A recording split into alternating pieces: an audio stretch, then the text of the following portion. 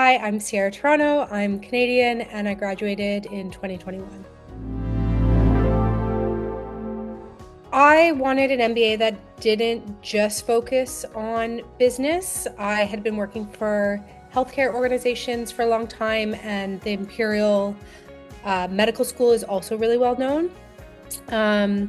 So I really wanted that mix, and I knew that Imperial led in that space, and I really also wanted to learn from people outside of my industry. So I chose the weekend format because that was crucial for me. So I wasn't in a place in my career where I could take a year off, and honestly, I actually didn't want to. And back in 2018, when I was looking for a program, I wasn't at the executive level yet, but I knew I was heading there. So I needed something that would challenge me while allowing me to gain experience too.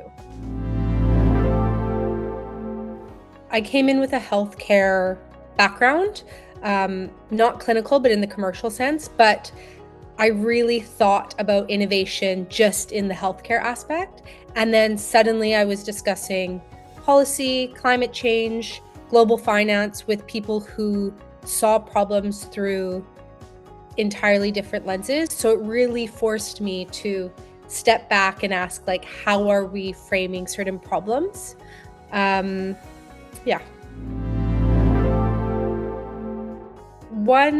of the most defining experience was a module called the entrepreneurial journey. So at that time, I hadn't seriously considered launching my own business. This was a module, kind of like a crash course on what it actually takes to be an entrepreneur, not just coming up with ideas, but really validating them. Also dealing with failure and understanding like the psychology behind why people buy into something. So it really did change the way I think. And I realized entrepreneurship, isn't just about building a business. It's about like spotting gaps and being relentless in solving these. So I think that module was really impactful for me. Yeah, so I was the president of the healthcare club, which I absolutely loved. Imperial's brand actually gave me access to global leaders. So I got to bring in executives from like the top companies to speak with students and people in the club. And these events, some of them were intimate experiences, but some were, 150 attendees. And I think what really stood out for me was like how hungry people were for these conversations with the top execs.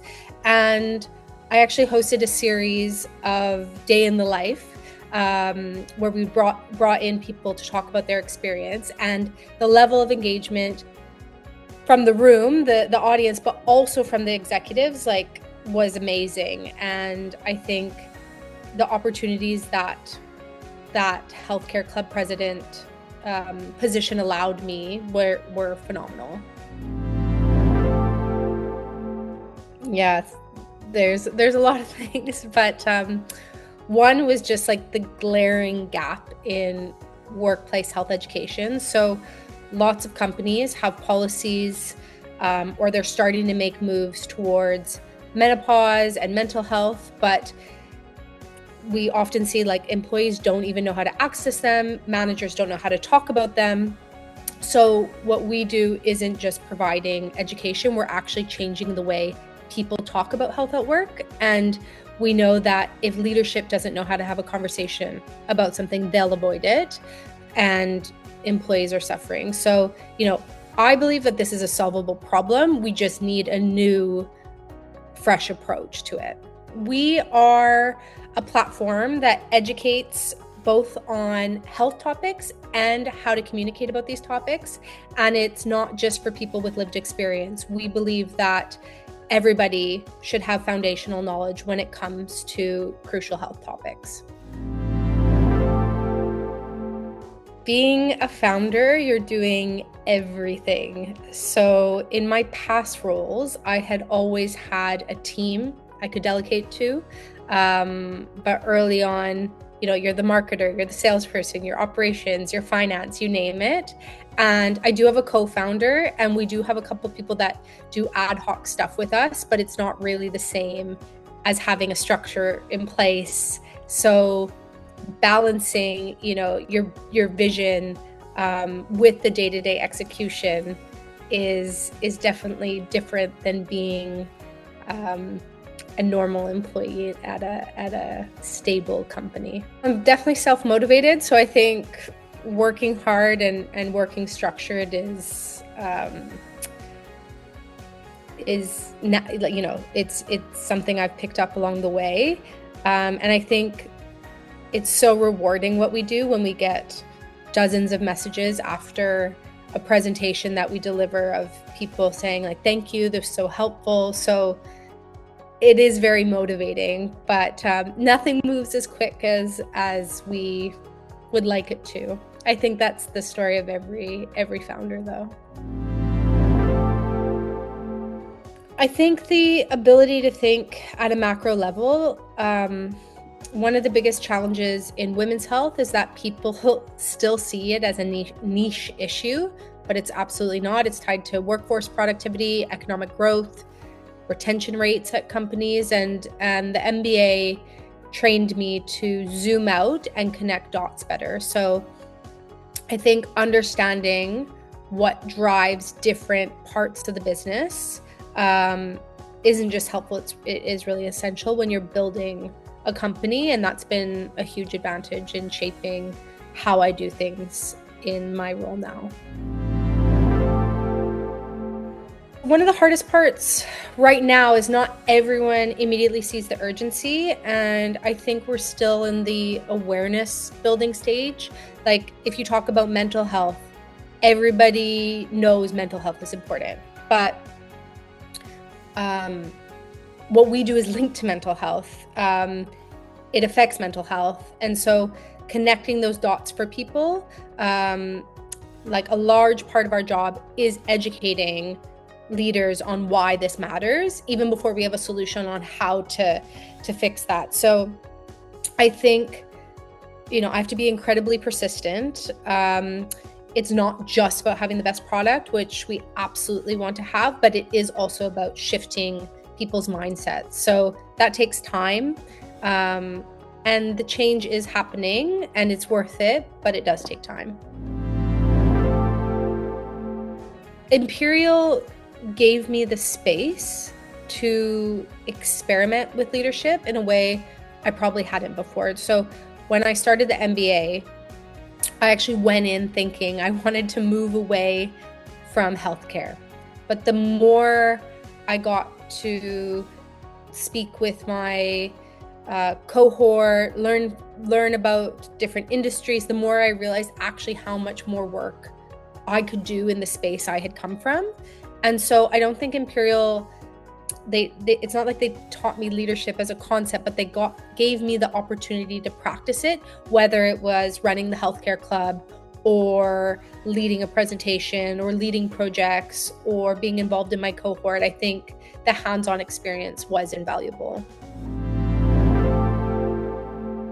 The original focus was more on female, like topics that disproportionately affect females. But then we moved into, because when you're talking about topics like fertility, for example, they affect men just as frequently. Male factors contribute to half of infertility. So we really shifted away from like female focus to all of reproductive health. But then when we're talking about reproductive health, lots of people don't even know what that means, and it's quite a big umbrella term. So yeah, we have content on menstrual health, fertility, menopause, nutrition, sleep and stress. We have 12 sessions, so it's quite comprehensive. And we start with the basics and then have some building blocks so that people can really deepen their knowledge. Because even, menopause, it's inevitable. Like, all women are going to experience it. How they experience it is different.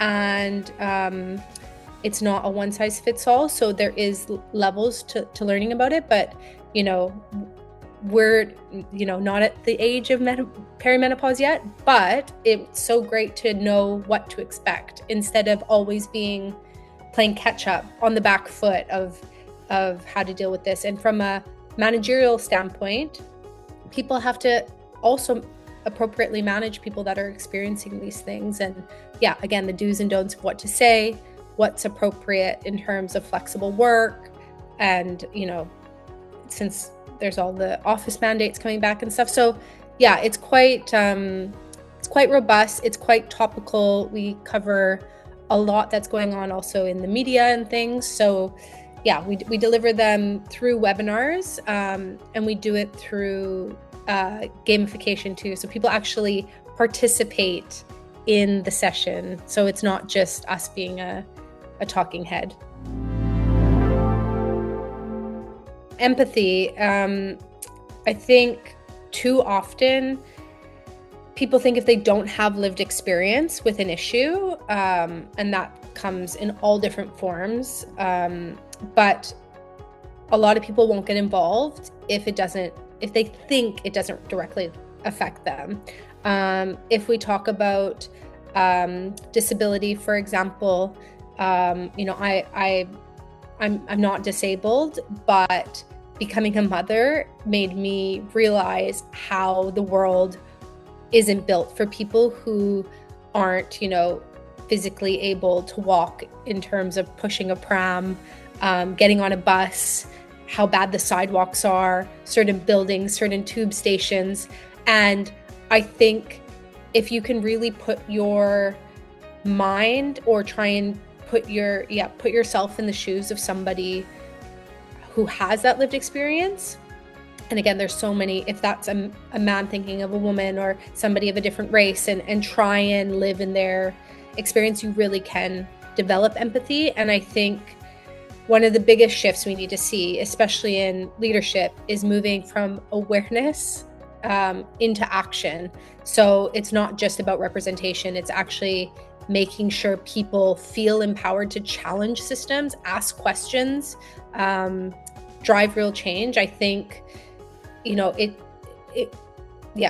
shouldn't be an optical thing. It should really be like allowing people the space where they feel comfortable to ask questions.